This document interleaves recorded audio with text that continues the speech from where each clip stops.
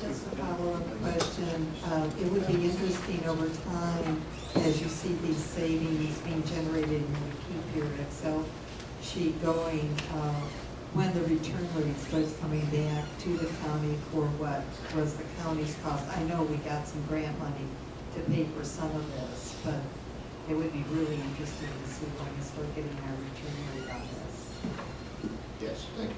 Thank you. Any other questions? Yes, that this be placed on file. So moved. Moved by Mr. Quisenberry, seconded by Ms. Evans. Discussion. All those in favor signify by saying aye. Aye. Those opposed, the same. Anything further, Alan? Real quick on the Art Bartel construction project. On the page 23 is the summary sheet construction project, the summary sheet for this entire project budget. And on the design build project itself, the corridor sink has arrived last week. Rossler has come back on site. They have completed the electrical rough end. Plumbing rough end should be scheduled tomorrow. The sink should be installed and cabinets in place by the end of this week is the anticipated schedule. And we are almost completely moved out of the Gill building, and by the end of September we will be completely vacated from the Gill building and moved into the new building. So nothing else has really materialized on that. Mr. James. So Deb, when is the lease up? November. Any other questions?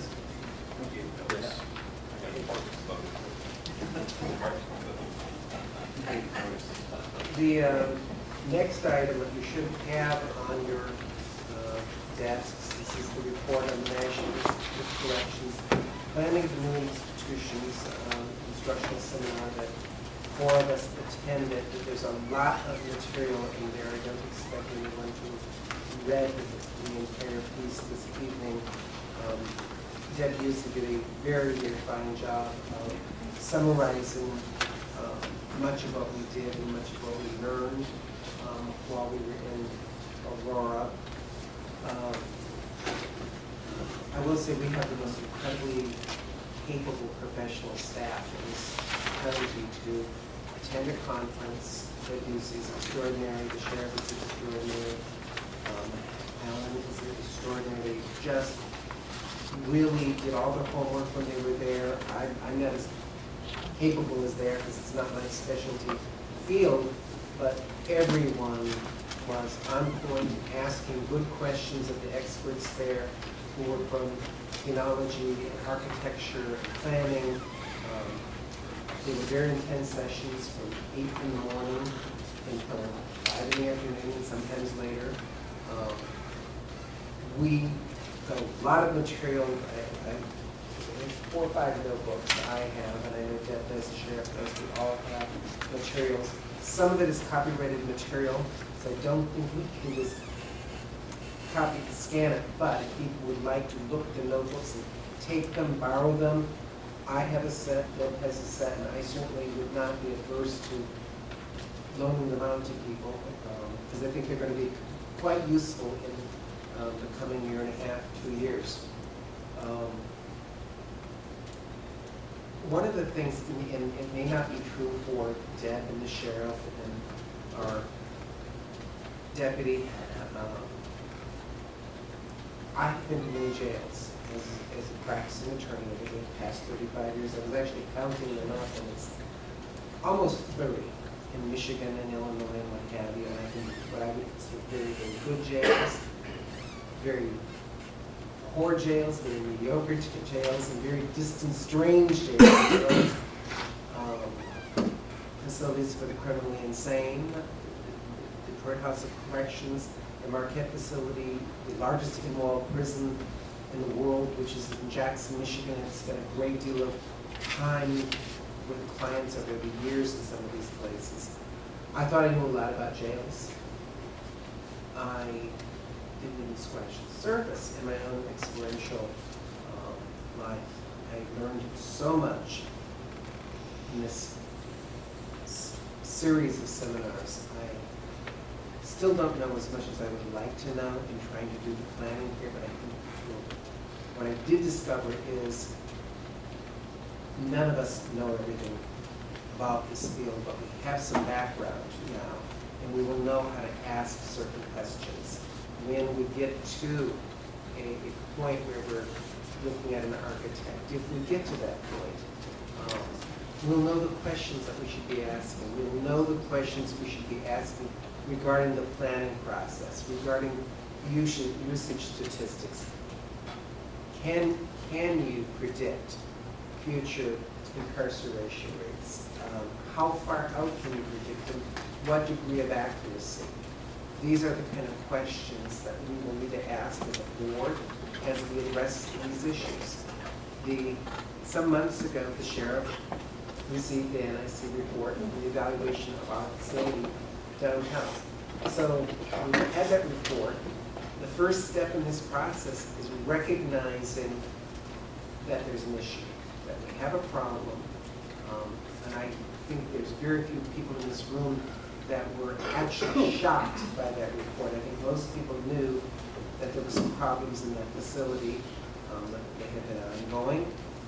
It's not a big secret. So I think we're at that recognition state.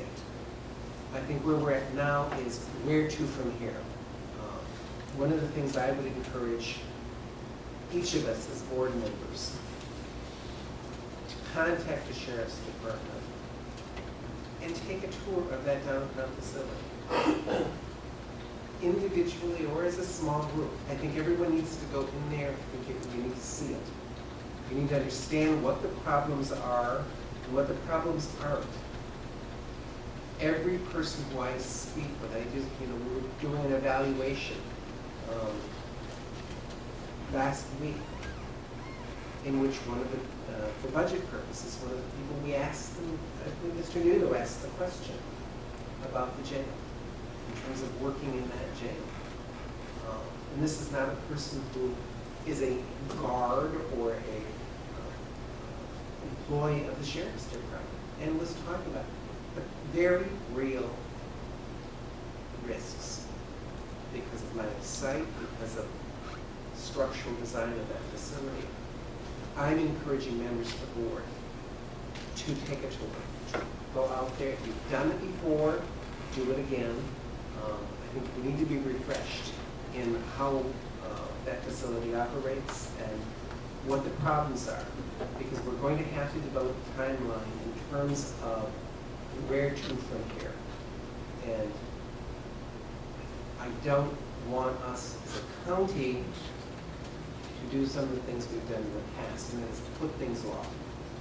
That's the one thing that I got out of this conference, is trying to do a piecemeal approach, or approach that says, well, we can only afford 5 cells now, so we're not going to do anything. Those kind of approaches don't work. There are these people out there, they're called lawyers, and they love suing Congress. They love suing jail systems, and you lose a lot of money. I'm a member of that profession. I don't sue jails, but I can tell you that profession is very happy to sue facilities for all sorts of issues. And we all know there have been very obvious problems. I think that this experience for me really opened my eyes to realizing how much work we have. This is a very significant amount of work and dedication it's going to take up from each of the board members.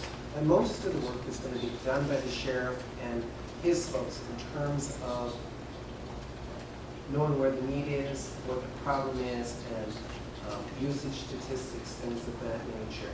And I expect to receive a recommendation from the sheriff regarding potentially how we're going to use that facility downtown, if we're going to use that facility. The pros, the cons, can it be brought up to date I know Mr. Mosier's been around as long as I have, probably longer, and he knows full well that when that facility downtown opened in 1980, it was inadequate. It was not state-of-the-art, and they cut every corner imaginable to make it, and we're paying for that now. So I wanted to share that with you. I cannot say enough about the quality of staff that were at that conference. They're just, I'm very proud to be associated with Champaign County. And Deb could do a little summary as well. I would certainly appreciate that. Pius? I'm willing to organize tours to the downtown jail. Current program just want to send an email to me saying they want to go on a tour. I'll arrange with the sheriff perhaps multiple times a week where we can do that. Thank you. Patsy? First, thank you to both of you and the other two who put together this summary of your four or 5 days at this educational seminar. Between the two of you, do you think it's worthwhile for us to set a study session so you can go more in depth in a couple of hours, cover what you learned in the 5 days? I don't think we need a 3-hour session. I think if we shared it with another study session, yeah, I think in 90 minutes maybe could be adequate if we had some other I topic was as well. thinking 3 hours, but, Well, yeah. I've been around before, sometimes they, No, it was a Start board out. meeting study session. yeah, I thought it was very useful. In fact, I would love if the sheriff were able to attend, the 4 of us, because I think each of us, That would be great. picked up different pieces of information. I have voluminous notes, and I know Deb has tons of them. We all picked up slightly different angles on this, and there's questions. We didn't necessarily agree with everything that speakers presented. I mean, I actually got into a conflict, me of all people, with one of the experts who had made a suggestion. I asked the question, they were talking about inadequacies in facilities. And I said, well, should you publicize this? And she said, absolutely. An astounding answer. So we had a good, healthy debates and conflicts, but we didn't all listen. It was very useful. Yes, Stephanie. I think that would be great to go ahead and have a study session for a minute, but I think it would be really good if we do that after we all have an opportunity to go to the downtown jail. I think so you that might we'd be have right. this really fresh in our minds. I think that would be a really good idea. In the meantime, I do want Deb to share some of her thoughts, because she devotes the math while we were there. We had a lot of math problems, and I had forgotten all of my high school and college algebra. Deb didn't. Well, I guess the encouraging thing about it was to acknowledge if you go to page 5 of the report, that's where the first several pages just take you through basically a construction project process and all the stages that are involved. Some of you are familiar with that if you've been here for 15 or 20 years because we've built so many buildings, and some of you who haven't been through a construction project may be less familiar with it. But I thought their outlines did a good job of telling you what you should be looking for at each stage in the process, and also documenting what those stages are. But from my perspective, starting on page 5, just where our county team kind of did an assessment of where we are, we believed, and we all concurred when asked, that we are at the beginning stages of needs assessment. We are through the first phase, which is project recognition. We recognize that there is a problem. You have received reports which document that a problem exists, and we're currently at the needs assessment phase. And there is a lot of that work that can be done by our own staff, and the sheriff and I and Tom are all committed to doing as much as we can up to the point of requiring the assistance of consultants, which we will require that assistance at some point. But in the meantime, the sheriff and his staff are doing everything they can to collect historical data so that we can identify trends and begin working on an assessment of not only what our future needs are in terms of population, but what what kind of needs do they have in terms of the type of facility that we offer to them. So, you know, our downtown facility currently is comprised of, all of those beds are maximum security single cell beds. So do we have to build more of those? Well, probably not. And that's part of the assessment that we do moving forward. The other thing, the advantage we have over most of the other counties that were there is that we do believe we have identified the funding for this project. And we're working on confirming that within the existing public safety sales tax fund, that it will be able to absorb the cost of the replacement of the downtown beds.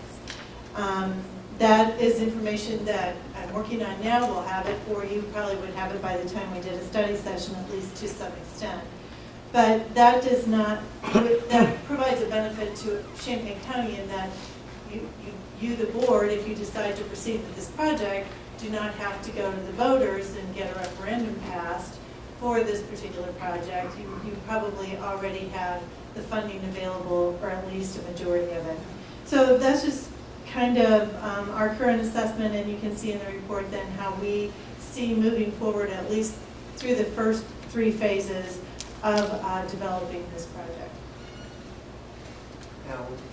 Well, I just want to briefly echo what Tom said, and that is, this reminds me when I first came on the board of the nursing home issue, where we had a long period of indecision and a long period of just moving along with the status quo. And I think it's going to take an organized effort to put some timelines on this.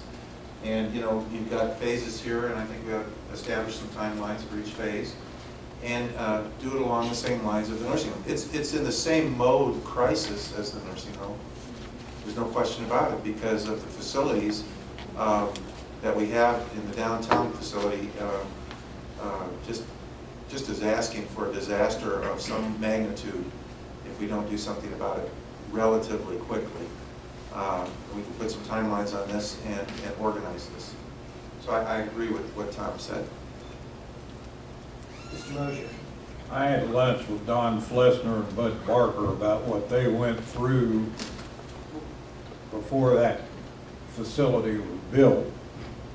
Mr. Flessner's comment was, don't wait, because when the Department of Corrections shows up and condemns the one you got, then you're really under the gun. You need to get on this and get on it quickly and get it solved. And the criticism they got was unjustified in the 70s, because they sat there and looked at the jail before this jail, and they looked at the courthouse, and they couldn't do anything about it because they didn't have the money, and they couldn't pass a referendum. And that facility down there is just a result of trying to scrape together what money they could, build it as fast as they could, and they know they made a lot of mistakes. And he said, don't do that again, do it right, but get on it and do it. Other questions or comments?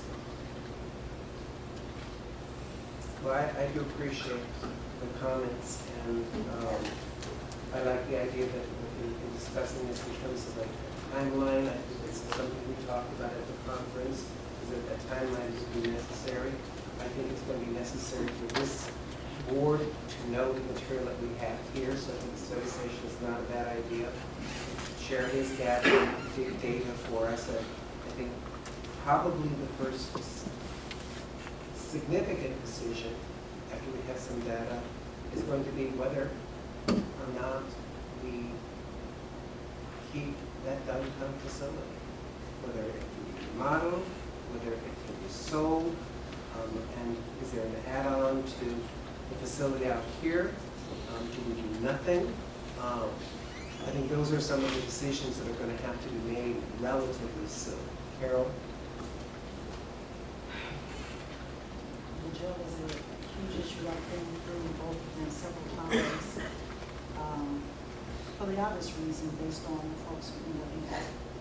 However, this proposal, much like the previous, does not even deal with pros and cons as to whether we should build or not. The assumption, as Mr. Nudo said, is put timelines on this process, which assumes that the county board has voted to build a new facility and close one of them in this projected timeline of how the process should go. I think that's a concern for me, if it's not for anybody else. The assumption is that we have everything we need to go ahead with some project here. The other thing is that the discussion seems to carefully stay away from the social impact of jails and communities. And I don't know if this conference did anything at all to paint the picture of 1 in 4 African Americans ending up in the jail system, whether they're youth or adult, based on various ways, of which I won't illustrate at this point. I think that there needs to be more actual public discussion on this outside of this boardroom, because this is, in often cases, as you see the county courthouse, a very life-changing situation where people who are, in many cases, nonviolent offenders end up in this facility for one reason or another. So looking at it from just a building perspective, I don't think is going to last very long. The other thing is that I'm really surprised to hear that instead of using the quarter-cent sales tax for preventative uses, we would shift that money into a building. And that had not come up in a discussion anywhere up until this point. So those are two things that I think the public really needs to be aware of, that of course we don't have any money to bond on these things, but we're bonding on the back of poor people that will end up in this facility and can't pay to get out of it. So we should not ignore that there's a real issue here outside of just 4 walls in the building that you consider. Just to let you know, Carol, every step of the way at this conference is that being verified. I had my hand up asking the very questions you asked. There's no report on that in here. Well, I'm sorry it's not there, but I asked that question repeatedly, how jails are used. And the question gets down to, what authority do you as a county board have with regard to how jails are used? And that's the question. We are not the judges who sentence folks. We are not the police department who capture folks. We are not the criminal justice system. In fact, we don't even actually run the jail. The sheriff department has that authority. We pay for the jail as a county board. This is one of those areas where we get the blessing, but we don't have a huge amount of authority. But these questions in terms of disparity and racial impact were asked at that conference on more than one occasion. And I think they're legitimate questions. The difficulty I have is we can not control the state legislature, which repeatedly and regularly passes mandatory sentencing for various nonviolent offenses, sometimes only because there's a repeat offense and they're traffic offenses, but they've done it 3 times and they still do it, then there's going to be jail. And yes, we do have a large number of traffic offenders in jail. I don't particularly like that, but it is a reality. I argue against it in community life. The reality is there are mandatory sentences. We have judges that are required to uphold the law. We have state's attorneys and defense attorneys. That's a reality. And I don't think it's really likely to change anytime soon. Even if it does change, it doesn't change the nature and quality of the facility that we have downtown. That facility is not a good quality facility for inmates to be in. It is not not optimum, is to put it awfully generously. How the enforcement, the racial disparity in enforcement is a societal issue that is not just Champaign, it is much of the country. Not building jails and not having safe facilities to have people serve their time and await sentencing does not solve that problem. Putting them in unsafe facilities doesn't solve it either. There is a social issue, I acknowledge it, it's huge. But the jail is separate from that. Mr. Ezra. Thank you. You basically said what I was going to say, and then if you harken back to when Sheriff Walsh was here, he himself said he would prefer, in a lot of cases, to use home incarceration with the ankle bracelets, but that option's been taken away from him here just recently with a lot of the cases. He has nothing he himself cannot do anything about that. We as a board cannot do anything about that. We're providing the building to basically serve as a place to house these people. We don't, as a county, decide who goes in that building. I wish some more of you that were in this, when I got on this board with O'Connor and Lloyd and Lorraine, we spent half our time in here trying to figure out if we were going to double bunk in that old building or whether we were going to pay Coles County and Ford County and any other county that had room in a jail to take these people. We didn't have any choice, and we spent thousands and thousands of dollars and wasted thousands of dollars of deputies' time hauling prisoners to Paxton or Charleston or Clinton. And they added on to their jail with what we paid them. And if the Department of Corrections comes in and says, this thing isn't going to work anymore, that's the option you got. And it was chaos. And when we got this new one finally done, we stopped that. But it was a huge, huge burden on the budget and on the sheriff's time and the deputy's time shuffling these people to court and back to Ford County and trying to decide who was going to go to Paxton and who was going to go to Charleston and who we're going to keep here. And we've been down this road with ankle bracelets with Sheriff Madigan. He didn't like them. Sheriff Walsh likes them. Some judges like it, some judges don't like it. But not doing anything is the poorest excuse we can come up with, because when the Department of Corrections says, I'm not going to let you use that jail anymore, you're going to do something else, and the alternatives are limited and they're certainly not good. I just want to go back and say again that regardless of how many laws the state legislature passes, we will never be able to keep up with the number of laws they pass every single year to incarcerate more people. We won't keep that up. We won't be able to build a facility large enough for every single law they pass. So that is not really the argument. The argument that I'm raising here is that there are no actual recommendations for repairing the downtown jail in front of us. We don't have any to actually consider right now. Because we're not at that point. Right, but what we are considering is a timeline to build a new one. No, it's not at all.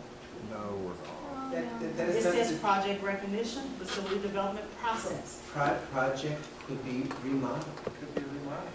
It could be adding another There's floor. nothing in it that says it's new. So my concern is that there needs to be a complete presentation of fixing this facility. When I call, and I do call and check the stats of how many people are in downtown and how many are at the satellite, we call each week. And they are never over full. They're not full currently. So if we have beds currently and we need to do repairs, we need to consider those repairs really carefully before we consider adding beds to this process. Well, one, I think you're presuming that we're adding new beds, because that is, we have not done a needs assessment to determine whether we need new beds or not. What we do know is we have a very difficult facility there. In terms of, I agree with you on the state legislative issue, they're always going to be passing laws, and it's because the public thinks mandatory sentencing is the answer to everything at the beginning. I agree with you on that. I don't think we can build ourselves out of that particular problem until we start educating ourselves about how we use jails. But again, it gets back to the facility that we have downtown. We do need a needs assessment there. We do need a determination of whether it can be remodeled, whether it would be effective, cost-effective to do that, especially while it is in use. I've heard stories that it was designed so that you could build another floor on it.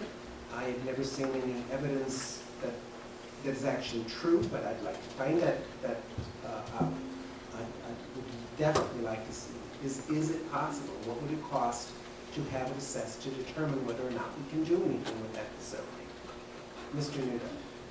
I didn't get that feeling, Carol, and I think on page 7, under phase 3, the first item, it says jail site selection. The county board will need to make the determination of the site for the new/replacement beds in our current situation, a decision as to whether to replace the current downtown correctional beds at a satellite jail or to remodel the downtown correctional center.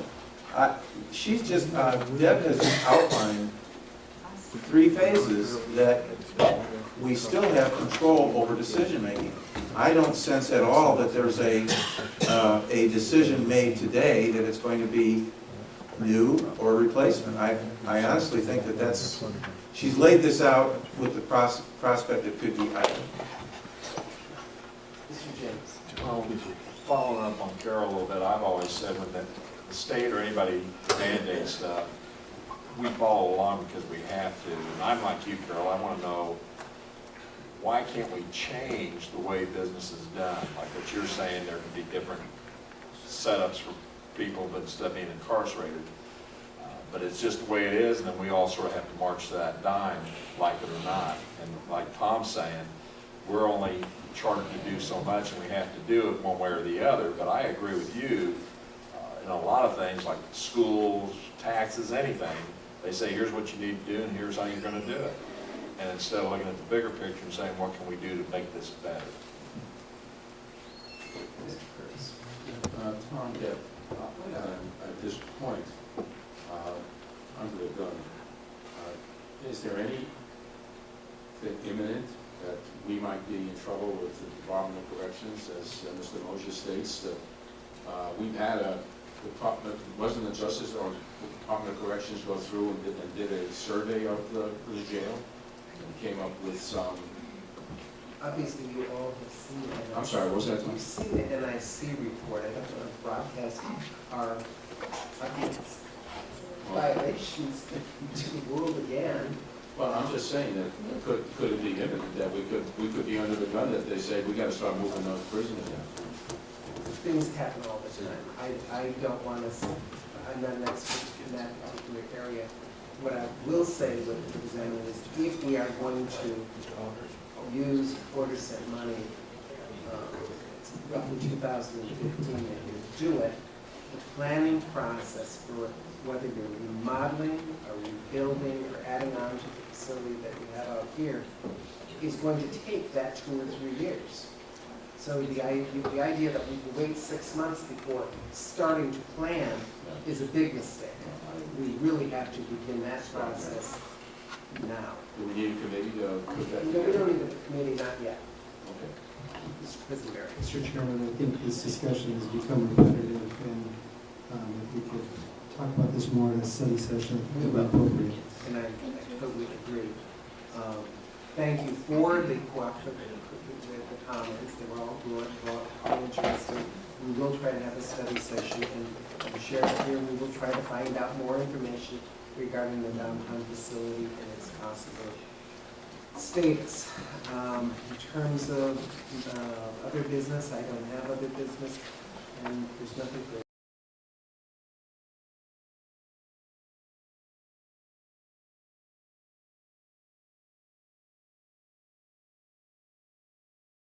Motion approved. Bias. Lorraine, the second. Do we have any discussion? Just one minor point. When I was looking through the contract, I did notice there's language in paragraph 2C that indicates that alternate members who show up when the designated member can't show up do have a full vote. They are allowed full participation in the committee. That's great. It's something I would like to see the county begin to insist on, or at least the country insist on, in all these organizations in which we participate in. Because my understanding is that there are organizations in which we participate where if an alternate shows up, the alternate's not officially a member of that board and cannot vote. So I would like to, thank these guys for doing this, but let's see if we can't try to get that into more agreements as we move forward. Thank you. Any other, Ms. Petrie? Couple of clarification questions since we just received this. Is this just the same contract as previously? I'm sorry, I can't hear you. Is this the same type of contract that previously existed, or is this a brand new contract? I have no knowledge of. Bias? I believe Michelle Susan, do Ray. you know? I have a response. I'm the executive director of the EDD, and yes, this is largely the same as what's existed. You all approved a document that talked about the same kind of composition and voting and board back in 2008 and approved it. This just kind of updates it to our current status as an EDD that has certain voting requirements through the Economic Development Administration, and also just takes into account the full Illinois statutes as they apply now rather than years ago, but it's generally the same thing. So this isn't something annually that comes to the board? No, it's not. Thank you. Any further discussion? Mr. J? Mr. Chairman, does this cost us anything? Not that I know, I don't think it costs us anything, the county, anything. Zero. That should get your vote, right, Mr. J? Probably not. Any further discussion? I'm sorry. Thank you, Mr. J. A little bit of levity can't hurt at this hour. Any further discussion? All in favor? Aye. Opposed? Aye. Motion carries. Let's move to the next item. Under 10A, approval of the FY 2012 RPC planning contract. Move adoption. Second. I'm sorry, who's first? Tom and James, second. Discussion, please. Mr. Motion. We eliminate some of these things that Mr. Nudo recommended. Could we lower the amount of that contract to reflect what's been taken out? Please don't. Yes, that is your prerogative to absolutely cut this contract in any way you see fit. But we do feel like we have a robust planning process here to help you to improve and to resolve things in your communities. Mr. Nudo.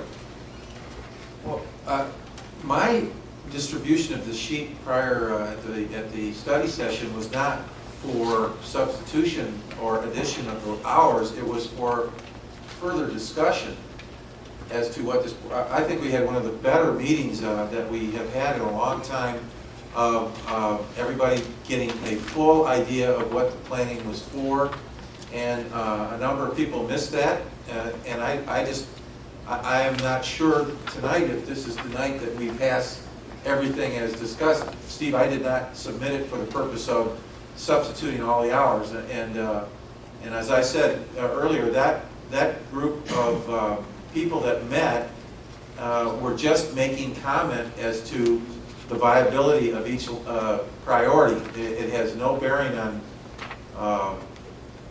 I wanted to get more discussion, frankly. So I have other comments, but I'm going to hold back and get this portion discussed, and then I'll wait until everybody else has spoken. Thank you. Further discussion? Ms. Petrie. Well, I expressed my concerns during the study session as to this continuation of contracts with RPC. And I would much prefer part of our discussion this evening be that this money's be moved to the county planning and zoning office so that that office is the central location of all the planning for the county, and when necessary, when we need something way out of the ordinary, then we do contract planning, and this is contract planning. Part two of my comment is when I read through here, again, even though some of it's been adjusted to the comments that were made at the study session, and I agree with Mr. Nudo, it was one of the best of the study sessions that we've had. The conversation was very robust. There's still much here that can be done by any planner. We don't need the RPC. Most of it is really not major long-term planning, which is what I'm being told the RPC is supposedly doing, though I get mixed comments as to what the RPC role is and what our county planning and zoning department is. And there's still things that are being mentioned in here that are being done by other entities, so I'm still very concerned about all the money that we as a county board have been approving to the RPC, when over time, when I add that up, we could have had a very robust county planning and zoning department of our own, which would have a great deal of flexibility to it. And then in addition, this amount of money is only for 32 weeks, which I mentioned during the study session. This would be a full-time planner, and we would still have change in which the planning department then could start getting some interns, which I mentioned on previous time, that we don't see happening with our planning department. Mr. Kurtz? Okay. Is that my response? If I may. Please do. Okay. The Regional Planning Commission, we do multifaceted planning. We do long-term, we do short-term, we do pieces of the planning process. We might help identify problems, take people through public input to try to gather the research necessary to make good decisions. We've taken the Champaign County all the way through the LRMP planning process up through implementation, and we're starting in on that.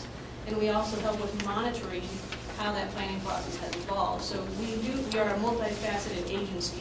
Now, at the Regional Planning Commission, with this contract that is before you, we have 3 staff members, myself, Andrew Levy, and Susan Monty, who have 30 years of combined experience in planning and a lot of local knowledge to bring you what you need when you need it. That $70,550 that you have before you, yes, is for about 2/3 of a full-time person, okay, or a full-time equivalent. But what you would be able to get with that money, if you were to take that money back to your zoning department, is the equivalent of a $40,000 to $45,000 salary, because I've been told that the county budget, in terms of what it would expend on a planner, is very similar to what the RPC expends on a planner. You would be looking at, for $40,000 to $45,000, possibly a master's student with possibly 1 year of experience in planning, whereas you're getting 30 years of experience through us. You're getting the tools like GIS and all the different hardware, software, and best planning practices that we study to bring to you.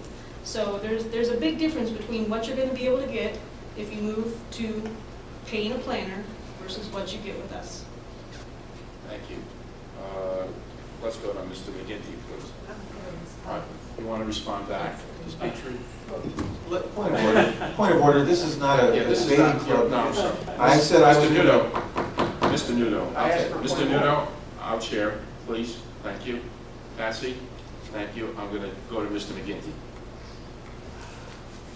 Please. Thank you, Susan. I can't even express, I don't even know how to express the level of disagreement I have with Patsy on this. For the very reasons that Susan mentions. They do so much more for us. But I keep forgetting because I'm not going to get petty about it. I'll just emphasize that I disagree. Mr. James.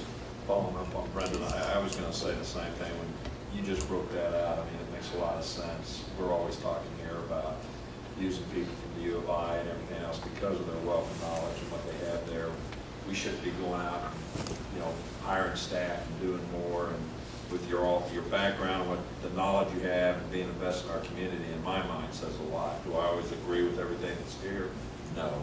But for the most part, someone's got to do some of it. And thank you for the job you're doing. Any other discussion?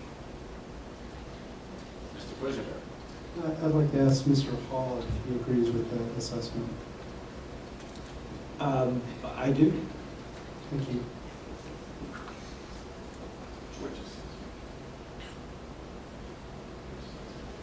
with the summary that Susan, yes. I'm sorry, finish. Okay, thank you. I'm sorry. I didn't mean to interrupt. Ms. Juicy, would you like to make- This is just a point of information, but you're looking at 32 weeks of service with this contract, correct? That's what's being proposed. I just want you to be aware that with the benefits that Champaign County provides to its employees, a 52-week-a-year employee works 38 weeks if they use all their benefits. There's not a substantial difference between a 52-week, and I just wanted you to have that information. Thank you. Any further discussion? All in favor? I'm sorry, Mr. O'Connor. What are we voting on? I didn't see. Thanks, Al. I was just wanting to say that some of the stuff we're paying for here is a question, well, do we need it? We haven't got very deep into that part yet, so we're buying a pig in a poke here if we go ahead and approve this without some further discussion. Thank you. Any further discussion? Ms. Holyfield? I guess I've missed something. First of all, I'm not quite sure what we're going to be voting on. And secondly, we did have during our study session items that we did question as to whether or not we wanted to utilize RPC. Which if we didn't utilize, because we've got some redundancy that's going on between other entities as well as RPC. So should we not determine whether or not this contract from RPC is going to be the most prudent contract to utilize? Should we not take a second look at the RPC contract and determine which of these items should be removed, thereby reducing the amount of the actual RPC contract that's before us today? Thank you. Any further discussion? I hear a number of people making comments, which I agree with, to the effect that this does not appear to be something that's in a form suitable for the act now. And I would like to get some clarification from you or from Ms. Fowler or Susan, somebody. What are we voting on here? I mean, this is not a contract and a work plan. This is a contract and a rambling discussion about maybe the board should do this or maybe the board should do that. I mean, at what point will this be in a form that where we can act on it, and what steps do we need to take at this point to get this into a point that we can act on it? If it pleases the board, I can spell out our recommendation in a much more concise manner that this memo and its attachments provide, because it is an assimilation of a different ELUC meeting, a study session, and all the input we've received since. So if you'd like me to break it down in terms of, I'd like you to pass the contract, that's the easy one. But there's another thing in this memo that is, we would like you to look at the passage of certain items, and then we have other items that we would recommend passing that go along with the input we've received to date. I'm sorry, if I could follow up. So again, I'm confused. Are you asking us to approve a contract for 1,510 hours with the priorities to be determined later, or are you asking for a complete verdict from the board on how to prioritize all the items in this work plan? Tonight, if I had my way about it, we would have an approval of the contract as well as the work plan. That's typically how it's gone in other years. Any further discussion? Mr. Nudo? Thank you, Mr. Chair. As I said earlier, I did want to say to the board that I submitted this handout on the basis of discussion with 4 or 5 other people for the same purpose that we had at the study session. You can see on page 42, 43, 44, and 45, there's a lot of question marks. There's a lot of questions or comments in the comment section.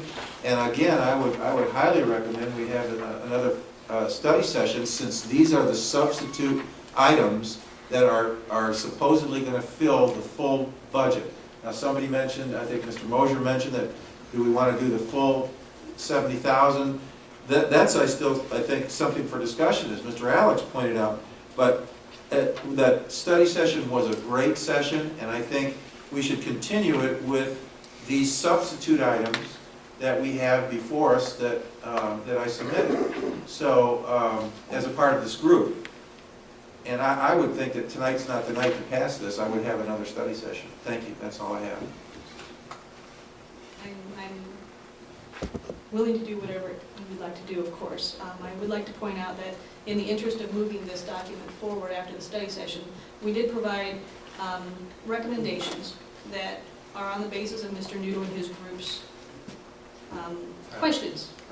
And so with that, in trying to move things along, we selected certain items that would add up to the hours needed to fill the gaps that are identified by removing items that the study session representatives mentioned.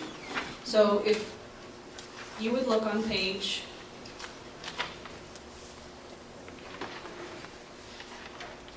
27, there's a table of items that were all marked as yes by Mr. Nudo's group. And that's what we focused on in order to provide the quickest time estimates and everything that you'd like to have in order to make your decisions.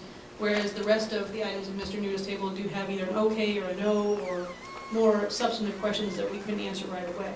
So we would suggest that you would choose 2 of the 3 sets that are sitting here for a total of 140 hours if you would like to go that way, just to expedite things. But I'm not looking to expedite things, but it is a way of doing it.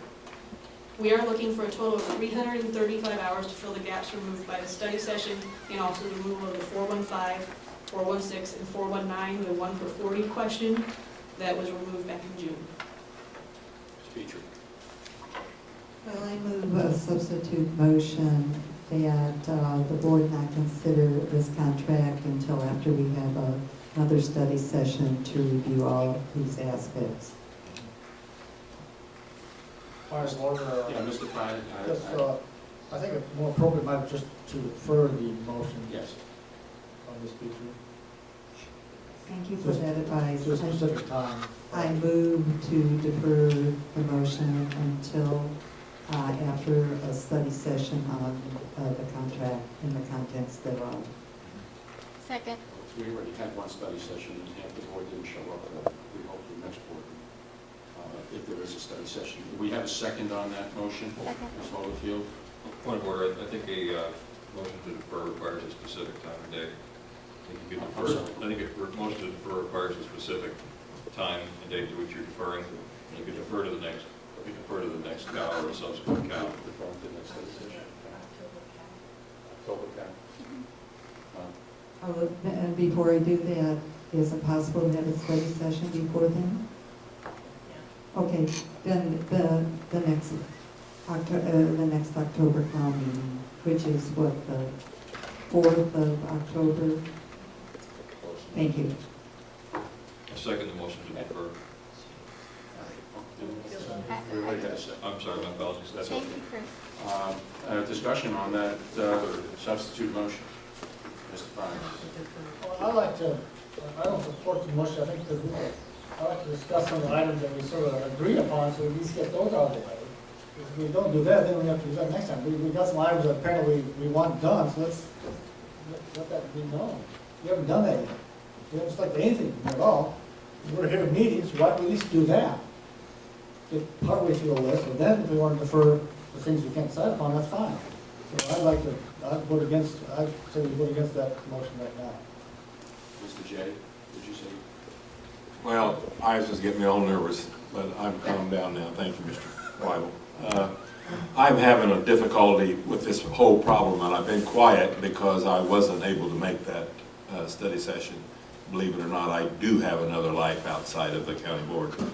But I would support deferring this to a study session because there's a lot of things in here that I just can't swallow and more to the point, can't understand. Any other discussion? Okay, we sort of got a tie over here. Let's go with the lovely lady first. Ms. Ferguson. Well, how about a study session for the people who didn't come last time? Because most of the objections seem to be things that we thought we had settled over the sunset. Mr. Betts.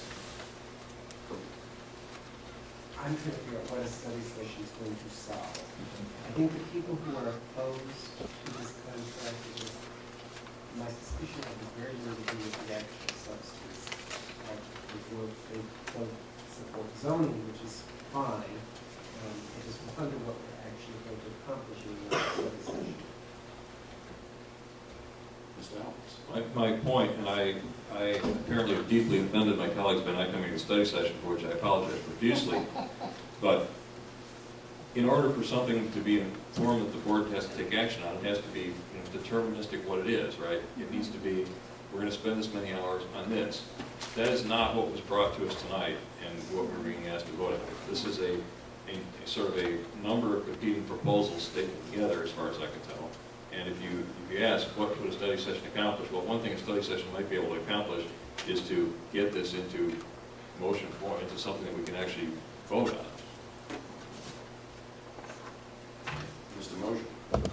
I want to delay it because there's so much ambiguous language in the section 8 and 9 of that LMP with items in there that this board has no control over. This board has not got the ability to enforce any of this. And the third thing is, it's never going to see the light of day in a zoning ordinance. I just don't see why we want to put things out there that the EPA or the railroad or water laws in Illinois are going to affect when we have no control over. They're getting paid to do that. We're not. We don't have an expert here to do it. We sure don't have the money to go out and hire an expert. And the things that are, some of these things, environmental things in here are just out of the scope of possibility of this board. Any further discussion on the substitute motion? Roll call. Roll call. Roll call, have a roll call vote?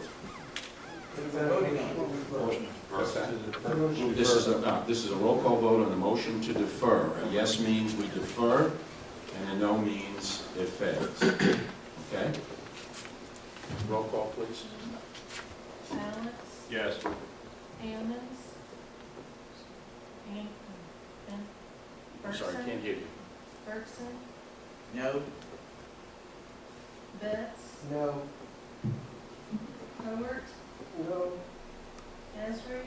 Yes. Overfield? Yes. James? No. Jay? Yes. Jones? Kurtz? No. Langenheim? No. Maxwell? Yes. McGinty? Nope. Michaels? Mosier? Yes. Nudo? Yes. O'Connor? Yes.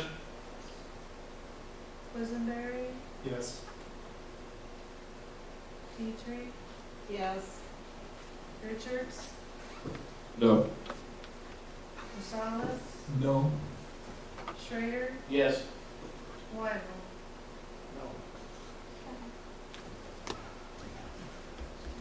Motion passes 11 to 10. Defer this to the next cow with a study session in between. What's that? September 27th. We'll have a second study session on this item. Susan? What was that date? December the 22nd? I'm sorry, I'm sitting back here next to Pies. Yeah, it's okay. I heard the question of putting this in a format that's something that you can move on and make it happen. I've learned that I can make no such presumption about what you all are gonna want, your 27 different rights, and I accept that and we move, but, so are you looking for me to provide different options of very set things, or are you going to somehow assimilate this and come back to me at the study session with information? I guess I'm looking for how to best give this information to you for the study session, if there's any input at all. Can we make that at this point? Mr. James? Well, I would say the list you sort of put together, and you put a time frame, and you know which ones that were flat out rejected. I would just go with what you have and put it in that format, and then let this board decide which items that you're bringing forward that we, like we did before, we could say yes or no, we feel like this is a value based on how many hours we have remaining. It's kind of a chicken and the egg thing with that, because we have with no votes, I had to just simply say, this is what you said, but I can't make the decision of whether it was up or down officially. And so another study session is going to take us a little bit further down that same track. Right. So I'd A be lot of happy to. chickens in here. Slow down, slow down. Okay. Let's go, Pius. I think clarification here for how to handle this parliamentarily. We don't really have to have a complete motion in the handout saying this is what we're gonna do. We just have to have a motion on the floor that say, we're gonna give 360 hours of RPC time for what they recommend, just to get us started. Once we have that, then we can add stuff, take stuff away. As a matter of fact, it's not in the documentation, doesn't mean we can't do that. I'm not saying what you did tonight is wrong, but just to clarify, it doesn't have to be in writing. But the motion that's on the floor has to state what we want to do. That's the important part.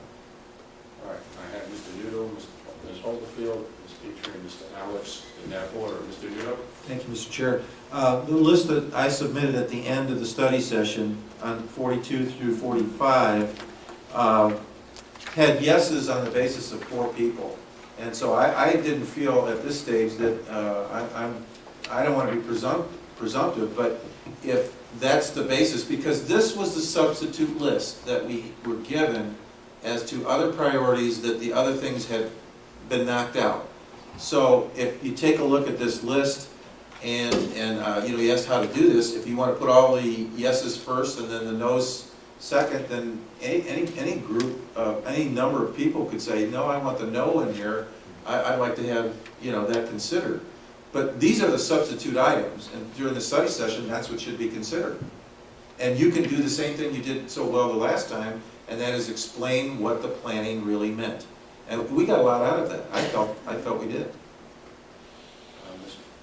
Okay, Ms. Holderfield? Pretty much the same thing, but couldn't it be like a menu of options? Is that something that is absolutely unrealistic so that you can build on top of what Mr. Nuda has suggested through the pages that were presented with, the yeses and the nos and how-tos and so forth? Can't you build on that with a menu of, if you did decide to do that, this is how much it would cost, and then we can make a selection as to whether or not we should do something relative to those options? Ms. Petrie? Yes, I have a question of clarification. The way the document's written, it seems to be set in stone the number of hours, and we're supposed to fill in things in case we take things out. Why is the 1310 hours set in stone? It's said by who would do the work and their salary and how many hours, the amount of money, assuming you would approve $70,550, the amount of hours that are allowed by that wage for that number of hours. Right, Gracie. And we're not going to make the assumption, I'm not going to assume that you're going to definitely go with $70,550, but that's, to make this is what I used, the information I had. I just want to point out that the only tool that we have at our disposal is an up or down vote. So this has to come to us in a form, it could be, if there's 20 items, it could be 20 up or down votes on whether to include a given item in the plan or not. Right. Or it could be one up or down vote on a consensus list or a semi-consensus list that comes out of a study session with people able to make, substitute motions and motions to amend. But I think for this to be something that we can actually move through this board in a format that's not totally unwieldy, it has to sort of fall into one of those 2 categories. It either has to be a, yes or no on each of these 20 things, and we add up the hours at the end, and that's the amount of the contract. Or it has to be, we approach this as, we're going to spend this much, here's how we're going to spend it, and then accept substitute motions to add or delete portions. But I don't think it has to be, if we were to pass this tonight, it would not be clear to me what we had passed. And that's what I'd like to see addressed at this, upcoming study session. All right, no? Okay. Any further discussion? Yes, please. Ms. Holderfield's comment that we should perhaps provide estimates for the 39 items in the back.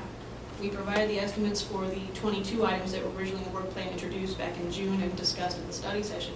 If you want me to go to that detail, it has already been 50 hours of time out of this planning contract to come this far with that amount of estimates. If you're asking me to do another 39 items, you're going to be taking another large chunk out of this, what we would be providing in usual technical services for the rest of this year in going toward that. I'm perfectly happy to do that. I just want you to be aware that this is coming back to you. Okay, let's move on. Item D1. Request to amend Champaign County zoning ordinance, zoning case 683-AT-11, petition Champaign County zoning administrator. This is the zoning board of appeals voting to recommend enactment of this proposed zoning ordinance that's amended on the meeting of July 14th, 2011. Someone move, please. So moved, Ms. Petrie, second, Mr. Gonzalez. Discussion. Ms. Petrie. Well, I just want to point out to everybody, since I have been appointed to the LISA Update Committee, that this particular action has a great deal of reference to LISA, and I would strongly encourage that we not take action on this tonight until the LISA Committee finishes their work on the update, and then we will know exactly what kinds of definitions and what number is being chosen by the LISA Committee for best prime farmland, and then we can act accordingly on this document and have it corrected if that's necessary. Thank you, Ms. Petrie. Any other discussion? Mr. Wiley? Mr. Hall, could you comment on that logical action, or is there a different way you can do it? Well, you could certainly stall and not take action on this, but every day that our office is in operation, we're using LISA every day. This amendment that's in front of you doesn't make it any more of a problem. Holding it off doesn't make it any less. However, and I have to say, it's not clear exactly to me, what Ms. Petrie is referring to. LISA, that acronym, occurs throughout this amendment. It isn't proposing any new changes. It's only actually referencing LISA as it already exists. The overall and well-suited overall, as far as I know, LISA won't affect that. So you don't have to take action on this, but I really don't see why you wouldn't. Mr. Quisberg. So for a little more clarification on that, if we pass this tonight and eventually the LISA committee updates their definition, would that apply at that point, because that's what you would be operating off of? Well, first of all, tonight you wouldn't be approving it anyhow. It would just be a recommendation. And again, it's not clear to me that any part of this amendment would have to be changed once there's an updated LISA. The only part that I believe would clearly have to be either reaffirmed or changed is the definition of best prime farmland. This amendment, while it is adding the definition to the zoning ordinance, you folks know that we talk about best prime farmland every zoning case that comes before you. And so, again, you could hold off on this amendment, but we're going to still be talking about best prime farmland every day in the zoning department because it's already in the ordinance. It's not an ordinance. Mr. Allen. John, what would be very useful in both of these cases that were brought tonight, going and looking through the ZBA record, there's a section in this boilerplate called summary of the proposed amendment. And in both cases tonight, the summary of the proposed amendment is, the proposed amendment is attached to the finding of fact as it will appear in the zoning ordinance. That's not a summary of the proposed amendment. I mean, I have read through these and understood them to the best of my ability, but as you know, these are not written to be understood by laymen, they're written to be understood by planners and lawyers. And it would be very useful, I mean, based on my understanding of what I think this says, I'm going to support it tonight, but it would be very useful if we could get a summary from you in terms suitable for a layman or even worse for a county board member, saying, this amendment does X, and we're doing it because Y. Thank you. This is a technical amendment to tighten up the description of this, because this is happening, would make it a lot easier to, I think, achieve a level of comfort with these amendments on the part of the board. And I apologize if I'm the only member of the board who thinks he needs that, but it would certainly be useful. At the risk of making a long attachment even longer, I'd be happy to provide all of the previous memos that the board saw in their deliberations about whether or not this work should be done. I'm sorry, I'm not talking about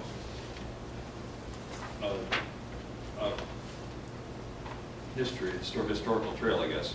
I'm talking about a brief summary of what this amendment does. I mean, when I read about this in the paper tomorrow, saying the board passed an amendment that, what would that sentence say? Okay, I thought we had made that clear in the previous meeting, so we'll make sure that we include that in the Clearly, there's a failure to communicate here, which maybe we should talk about on another occasion, but I don't think it is anywhere in this thing that we're being asked to vote on, is there a clear, concise statement that an average member of the public or even an average member of this board could point to and say, here's what we're doing. Okay. Mr. Jeff. Well, I can't pass up this rare opportunity, Chris. This is one of the things that's concerned me since the very start of all of this LMRP, was that we do not explain things very clearly. And John knows I've complained and complained and complained about the way that we present these things, and you're not improving this any. So I do concur and understand what's just been said. I just wish you folks could get that message that we need it clearer and plainer. Thank you. Further discussion? Of course, the text has changed, but I guess I find some difficulty with the statement on page 46 in the status. In the second paragraph, the committee of the whole authorized the main part of this text amendment at the March 8th, 2011 meeting, and then evidently something was added and underscored. The recommended amendment differs from the amendment authorized by the committee, and then there's more discussion that follows. So the recommended amendment, so ZBA had an opportunity to tweak and change the proposal to turn it into an ordinance, correct? Yes. Okay, so we've just basically received the changes to sift through the changes that were recommended by ZBA to come to the this committee, the board, and whether or not all of these additions and underlines should be added to the actual ordinance itself. Is that correct? I think the only change that the ZBA added is under a bold heading on page 47. They added 3 definitions that this committee did not see previously. That's the only change that the ZBA added. Okay, so the attachment, a recommended zoning ordinance text amendment, strikeout version, August 29th, 2011, on page 48, and then on page 49, attach a draft zoning ordinance text amendment, July the 8th, 2011. There just have been quite a few changes. It appears to me, and I guess there's no real clarity as to what we, authority basically we have to make recommendations whether or not we like what's been added. You have every authority to accept or reject this. Okay. You could remand it back to the ZBA. Okay. And as far as the headings, I apologize, there weren't enough changes made. Page A1 has the heading dated August 29th. Page A2 has the old heading dated July 8th. I apologize for that. Okay, see, this is why it's very confusing, because there's no clarity. So pardon me if I seem a bit confused, and maybe some other people that are here this evening on the board are a little confused, because there is no delineation of exactly what you're asking for us to do and how these changes have come about. And actually, to follow up on that comment and Mr. Alex's comment, in the future, what this amendment does is always discussed in the finding of fact. In the future, we'll pull that out as a separate item so that it's easier to find, but that is always in the finding of fact, because if you don't understand what the amendment is doing, then there is a big problem, I agree. Previously, we thought it was enough just to have it embedded in the finding of fact. Okay, and then I also have on page 49, 2H, we changed, I believe, the availability of emergency. We've scratched that out and added public services, crossed out to the site, police protection, fire protection, emergency ambulance service to support the proposed development. Can you explain that to me? Sure.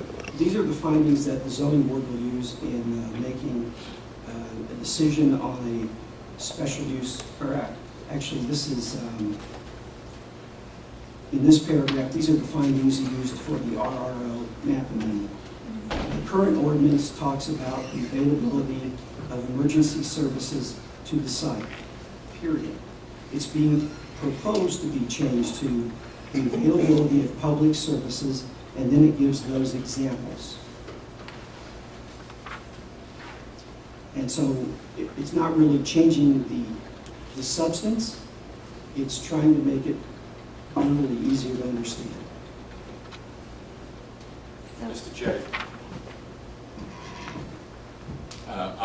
I too caught that, obviously, because of the occupation I'm in. I don't understand, there is a difference between emergency services and public services. You took out emergency services, but then you listed all emergency services. It makes no sense whatsoever. Could you explain why? Well, I thought we discussed that specific item when this first proposal was here at the committee, and I thought that was what was discussed by the... But does it make any sense to you? I think, in case I'm wrong, that every one of the things that you list is emergency services. And emergency services are not always public. And in fact, a lot of them are private. It's again more this, I can't hardly understand. Mr. Weigel? Well, I have to disagree with Mr. Jerry. First of all, police and fire are not always there for emergencies. They're often, in your situation maybe, but if you want the police to come talk to you about a problem in the neighborhood, that's not an emergency service. That's an emergency service. So Any way you look at it, that's an emergency service. I understand you have a different definition, Mr. J. Okay? However, there's no question that emergency services are public services. There's no question about that. And if it's private, then that's something you pay for. You can do it, you can buy whatever you want. But as far as the public services that are available in the area, that's what they look at. He's absolutely not correct. The ambulance services in Champaign County are both private. Let's have a little order. Can I finish my Mr. question? J. Can I finish? I have one other little question. Minor, very minor. Be nice. Thank you. Microphone. J, under J, the amount of disturbance and effects, there's again a little tricky thing that was changed. I don't quite understand why. And my concern about this was, if you read that whole thing, which is part of what it was originally, wildlife habitat really concerns me, because that's saying to me as a farmer that I can't change wildlife habitat. Is that correct? I don't believe that's what it's saying. This goes back to policy 416, which was part of the review that happened at this committee back in March. And in fact, that was part of our proposal to the committee. So this didn't come up afterwards. This was what we had always planned to do, and we tried to make that as clear to this committee as we could. Well, am I correct in the assumption, though, that if I disturbed instead of effects, if I had some amount of disturbance to a wildlife area, I'm in violation of this ordinance?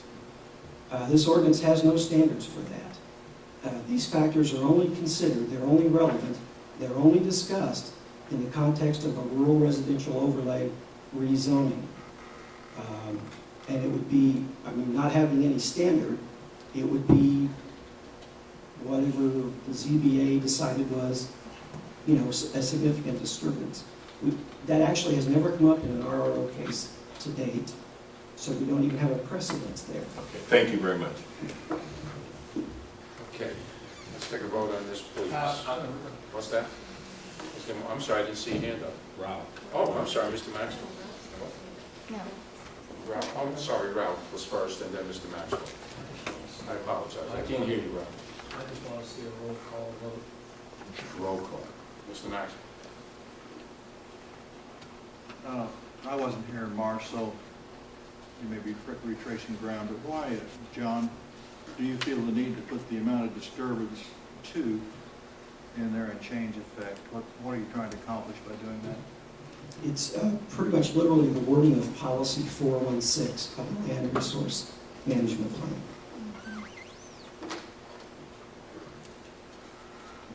Mr. Moser. John, all of CRP contracts along these ditches are 10 or 15-year leases with the federal government. They've already stipulated in that contract what you can do and what you can't. Well, it's under the term of that lease. When that lease runs out and you decide you don't want to be in it anymore, you've got the privilege of plowing it up and putting it back in corn. Thank you. Roll call vote, please. Was there a second on that, Mr. Chair? Second by Mr. Bell.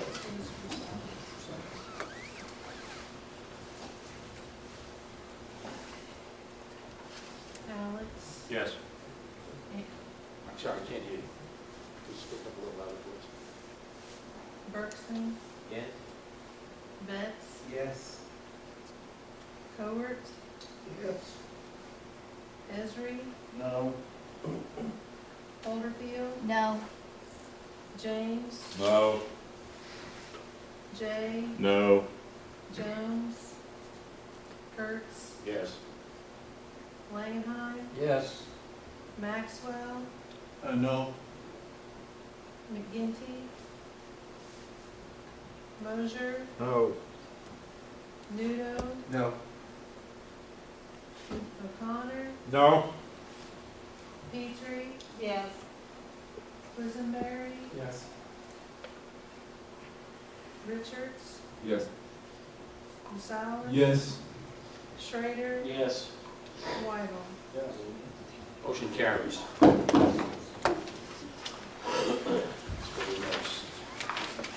B2, request to amend Champaign County zoning zoning case 684-AT-11. Petition to Champaign County zoning administrator. So moved. Mr. Langenheim moves. Second by Ms. Collins. I'm sorry, I heard the voice, but I'm not sure who it was. Oh, it was Mrs. Bergson. Let's go with Ms. Bergson. Okay, Ms. Coward. Okay. Discussion.